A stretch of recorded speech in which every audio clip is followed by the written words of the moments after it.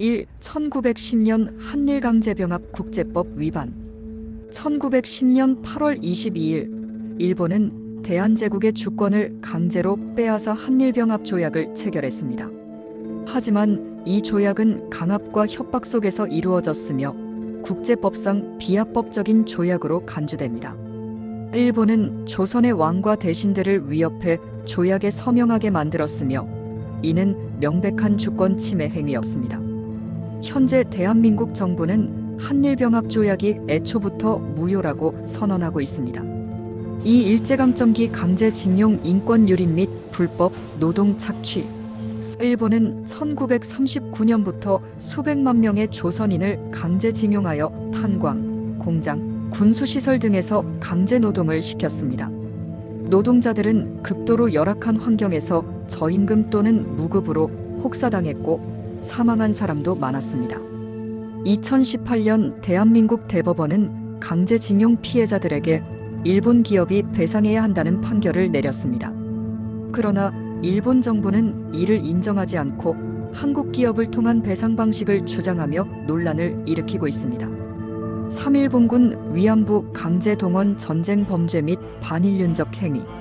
1930년부터 1945년 동안 일본군은 한국을 비롯한 여러 나라에서 소녀들과 여성들을 강제로 끌고 가 성노예 위안부로 착취했습니다. 일본 정부는 오랫동안 강제성이 없었다며 역사적 사실을 왜곡하려 했습니다. 2015년 한일 위안부 합의가 체결되었지만 피해자들의 동의 없이 이루어진 합의였기에 대한민국 국민들의 거센 반발을 받았습니다. 일본 정부는 여전히 법적 책임을 회피하고 있으며 일본 정치인들은 위안부 문제는 해결됐다는 주장을 반복하고 있습니다. 사독도에 대한 영유권 주장 국제법 위반 및 역사 왜곡. 독도는 역사적으로도 지리적으로도 대한민국 영토이지만 일본 정부는 독도가 자신들의 영토라고 주장하고 있습니다. 1905년 일본은 러일 전쟁 중 불법적으로 독도를 강탈하였으며 이후 계속해서 자국 영토라고 주장하고 있습니다.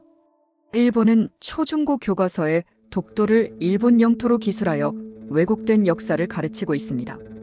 5. 후쿠시마 원전 오염수 방류 환경 범죄 및 국제법 위반 가능성. 2023년 일본 정부는 후쿠시마 원전 오염수를 태평양에 방류하기 시작했습니다.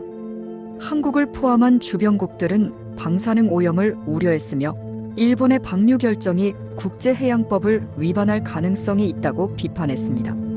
일본은 충분한 협의 없이 방류를 강행했으며 이는 인접국에 대한 무책임한 행동으로 평가됩니다. 6. 역사 왜곡 및 과거사 부정. 일본 정부와 정치인들은 지속적으로 과거사 문제를 왜곡하며 역사적 책임을 회피하고 있습니다. 특히 일본 교과서에는 한일병합이 조선인들에게 긍정적이었다는 내용이 포함되어 있으며 강제징용과 위안부 문제도 축소되어 기술되어 있습니다. 일본 총리와 정치인들은 종종 야스쿠니, 신사전범이 합사된 곳을 참배하며 전범들을 미화하는 행위를 하고 있습니다. 결론. 일본 정부는 과거 한국에 대해 강제점령, 전쟁범죄, 강제징용, 역사 왜곡, 환경범죄 등 다양한 불법 행위를 저질렀습니다. 현재까지도 일본은 이에 대한 법적 책임을 회피하고 역사적 사실을 부정하거나 축소하는 태도를 보이고 있습니다.